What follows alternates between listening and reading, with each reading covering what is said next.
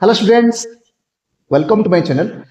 तो अभी board exam नज़दीक आ रहा है, तो इस वीडियो में हम डिस्कशन करेंगे क्लास 12 फिजिक्स का एक important long question, electric field at equatorial point due to a dipole. Okay, so discussion करेंगे electric field at equatorial point of an electric dipole. So इसके लिए हम क्या करेंगे कि एक डाइपोल को कंसिडर करेंगे। ये हो गया आपका एक डाइपोल। डाइपोल मीन्स क्या होता है कि two equal and opposite charges separated by small distance. So इधर मैंने माइनस क्यू और प्लस क्यू लिया है और इनके बीच को डिस्टेंस है वो है 2a।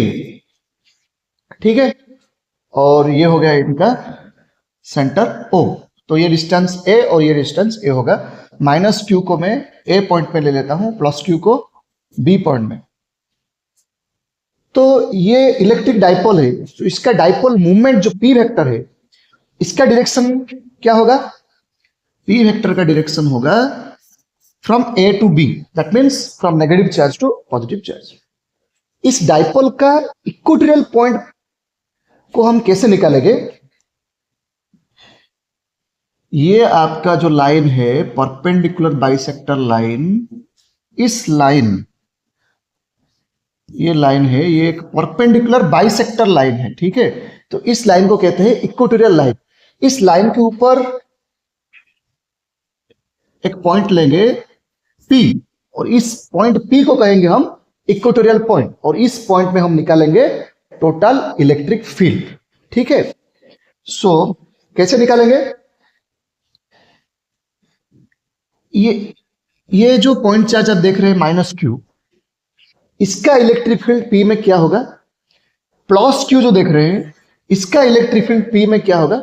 और उन दोनों को वेक्टोरियली ऐड कर देंगे तो हमारा आ जाएगा electric field at equatorial point. So आप सभी को पता होगा कि एक माइनस चार्ज का इलेक्ट्रिक फील्ड इनवर्ड होता है डायरेक्शन, और एक पॉजिटिव चार्ज का इलेक्ट्रिक फील्ड का डायरेक्शन पॉजिटिव होता है। सो इस माइनस क्यू नेगेटिव चार्ज का इलेक्ट्रिक फील्ड P पॉइंट में क्या होगा? P पॉइंट में होगा इनवर्ड, तो इसका डायरेक्शन ऐसे होगा। ये होगा आपका E1। ठीक है, और ये प्लस क्यू का इलेक्ट्रिक फील्ड जो होगा क्या होगा? इलेक्ट्रिक फील्ड जो है इसका डायरेक्शन होगा, क्योंकि पॉजिटिव चार्ज है ना, तो पॉजिटिव चार्ज का डायरेक्शन क्या होगा? ऐसे आउटवर्ड। सो ये हो गया आपका E2, ये हो गया E1 और E2। अभी हम क्या करेंगे, E1 E2 को वेक्टोरियली ऐड कर देंगे तो आपका इक्वेटोरियल पॉइंट में टोटल इलेक्ट्रिक फील्ड आ जाएगा। तो कैसे करेंगे? ओके, सो इधर जो OP है वो R डिस्टेंस है। ये जो OP लाइन देख रहे हैं इसका लेंथ है R। ओके, और ये क्या होगा? AO, ये तो मिड पॉइंट है ना O, तो ये भी A होगा, ये A होगा। तो AP क्या होगा? AP होगा पाइथागोरस अगर अप्लाई करेंगे तो हो जाएगा R square plus A square. और BP क्या होगा? R square plus A square. Okay, मैं इस डायग्राम को थोड़ा बड़ा कर लेता हूं अभी। सो ये हो गया आपका माइनस क्यू प्लस क्यू, ये आपका डाइपोल। अच्छे से याद रखिए, डाइपोल हो गया सेंटर O। ठीक है, सेंटर O से ऐसे परपेंडिकुलर खींच लेंगे तो हो गया परपेंडिकुलर बाइसेक्टर। ओके, ये जो पॉइंट P, इस पॉइंट में ये होगा आपका इक्वेटोरियल पॉइंट। यहां पर हम इलेक्ट्रिक फील्ड को कैलकुलेट करेंगे। सो ये A पॉइंट, ये B पॉइंट, ये A, ये A, क्यों ये 2A है ना, और ये डिस्टेंस R। तो ये डिस्टेंस क्या होगा? R square plus A square. ये जो PB क्या होगा? R square plus A square ही होगा। ठीक है, और जो दो इलेक्ट्रिक फील्ड थे, ये हो गया आपका E1 due to minus Q, and ये हो गया आपका E2 due two plus Q. ठीक है, सो अभी E1 और E2 का वैल्यू क्या होगा ये लिख लेंगे। E1 क्या होगा? 1/4 pi epsilon naught Q divided by F P का square, electric field due to point charge. So 1/4πε0 Q by R square plus S square का स्क्वायर, एपी का वैल्यू पुट करेंगे R square plus S square का square root, इसका whole square, तो क्या आ जाएगा 1/4πε0 Q by R square plus S square. इसका डायरेक्शन क्या होगा, अलोंग, इसका डायरेक्शन पी ए वेक्टर। ठीक है, इसी तरह हम अभी क्या निकालेंगे, E2। E2 क्या होगा, चलिए आप भी अपने नोटबुक में लिखना चालू कीजिए, E2 को निकालिए। E2 होगा 1/4πε0 Q by B P square, ये प्लस क्यू चार्ज का इलेक्ट्रिक फील्ड है E2, तो E2 का मैग्नीट्यूड ये होगा 1/4πε0 क्यू बाई बीपी के पुट करेंगे तो आर स्क्वायर इसका स्क्वायर रूट होल स्क्वायर, तो आ जाएगा आपका 1/4πε0 Q by R square plus S square. तो यहां हम E1 E2 को कैलकुलेट कर लिए, उनका मैग्नीट्यूड, का डायरेक्शन क्या होगा, अलोंग बी पी वेक्टर। ठीक है, लिख लीजिए। ओके,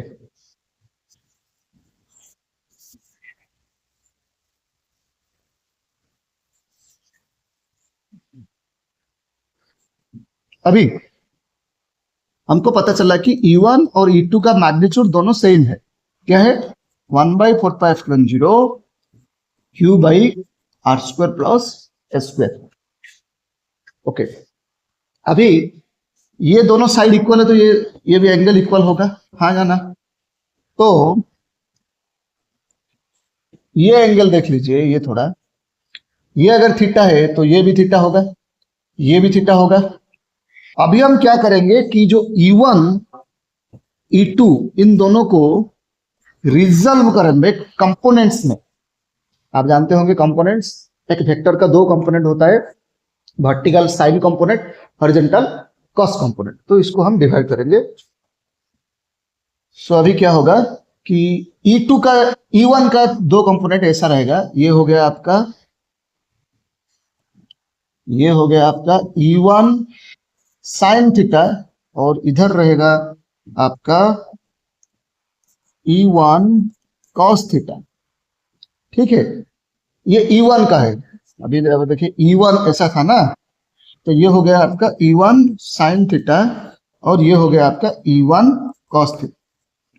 अभी E2 कैसा है, ये आपका है E2, ये E2 है, तो क्या होगा, ये हो गया E2 साइन थीटा, और ये हो जाएगा E2 कॉस थीटा। तो यहां मैं लिख देता हूं, ये है E2 कॉस थीटा, और इधर रहेगा वर्टिकल में E2 साइन थीटा। ठीक है, अभी हमने क्या किया कि रिजल्व कर लिए E1 एंड E2 को। ठीक है, तो अगर इस डायग्राम को हम अच्छे से देखेंगे तो जान पाएंगे कि ये जो वर्टिकल डायरेक्शन में जो E2 साइन थीटा और E1 साइन थीटा है, ये दोनों का मैग्नीट्यूड इक्वल है, क्योंकि साइन थीटा है, E2 और E1 वो भी इक्वल है, बट ये दोनों कंपोनेंट अपोजिट डायरेक्शन में रहते हैं। तो वर्टिकल डायरेक्शन में ये दोनों वेक्टर क्या करेंगे, अपने आप को कैंसिल कर देंगे, तो वर्टिकल डायरेक्शन में कोई भी इलेक्ट्रिक फील्ड नहीं रहेगा। और आप देख रहे हैं E1 cos theta E2 cos theta, ये हॉरिजॉन्टल डायरेक्शन में है, और दोनों में एंगल क्या है, 0 डिग्री। तो टोटल जो वेक्टर, रिजल्टेंट वेक्टर इसी हॉरिजॉन्टल डायरेक्शन में रहेगा, और उस रिजल्टेंट वेक्टर को हम कहेंगे electric field at equatorial point. तो अगर हम electric field at equatorial point को E इक्वे ऐसे लिखेंगे, तो ये इक्वल होगा आपका E1 cos theta plus E2 cos theta, क्योंकि वर्टिकल में दोनों वेक्टर कैंसिल हो गए। अभी हम क्या करेंगे कि इक्वेटोरियल पॉइंट में E1 cos थीटा, E2 में क्या लिख सकते हैं, E1 लिख सकते हैं, क्यों, क्योंकि E1 is equal to E2। तो हमारा इक्वेटोरियल पॉइंट में इलेक्ट्रिक फील्ड आ गया 2E1 cos थीटा। ठीक है, मैं मिटा देता हूं ये,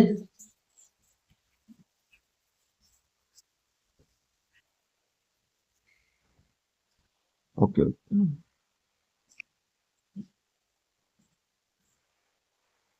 ये हो गया ई इक्वल, ठीक है।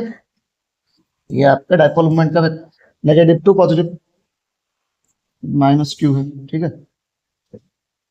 सो इसको हम थोड़ा सिंप्लीफाई कर लेंगे, तो 2 E1 में पुट करेंगे 1/4πε0 Q by R square plus A square. Cos theta में क्या पुट करेंगे, देखिए ये है थीटा, ये 90 डिग्री, तो ये हो गया आपका बेस और ये हो गया आपका एच हाइपोटेनस। सो बेस क्या है ए, हाइपोटेनस क्या है R square plus H square, ठीक है, square root. Okay, cos theta में बी बाई एच को हम पुट किए। अभी थोड़ा मैथमेटिक्स का थोड़ा सिंप्लीफाई कर लेंगे। 2 into 1/4πε0 Q into A by R square plus A square का पावर क्या होगा, इसका पावर 1 है, इसका पावर ये R square plus A square है, ठीक है। Okay, so R square plus A square का पावर क्या होगा 3/2, क्योंकि इसका पावर हाफ, इसका पावर 1 प्लस हाफ 3/2। और थोड़ा सिंप्लीफाई कर लेंगे इसको। ओके, इक्वेटोरियल आपका आ गया 1/4πε0, ये है आपका Q इंटू 2A,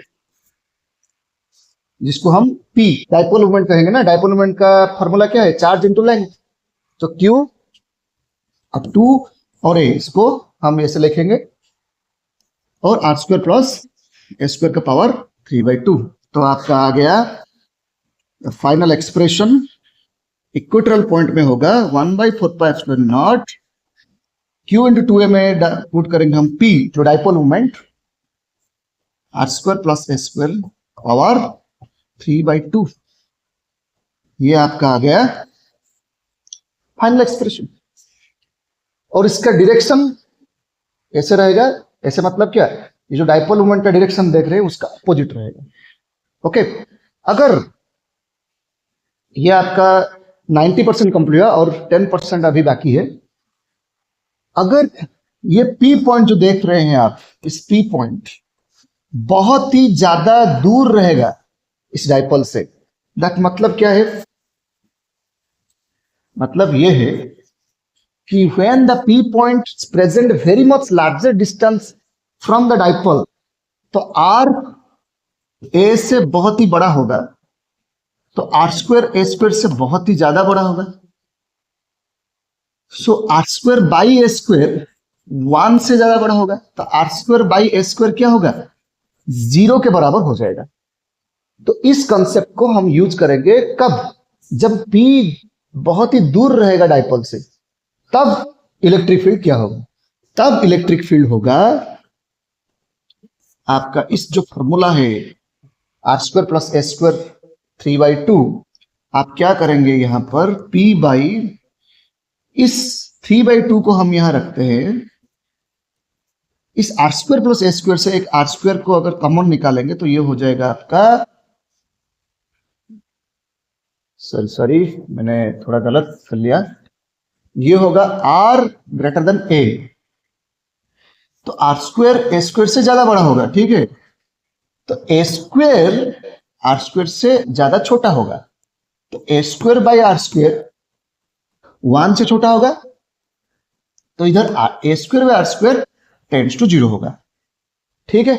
ओके, सो अभी हमने क्या करते हैं कि ये जो R square plus A square देख रहे हैं आप, 3/2 को रखते हैं, R square plus A square से एक आर स्क्वायर को कॉमन निकालते हैं, आर स्क्वायर को, तो क्या हो जाएगा 1 plus A square by R square. अभी इसी A square by R square क्या है 0।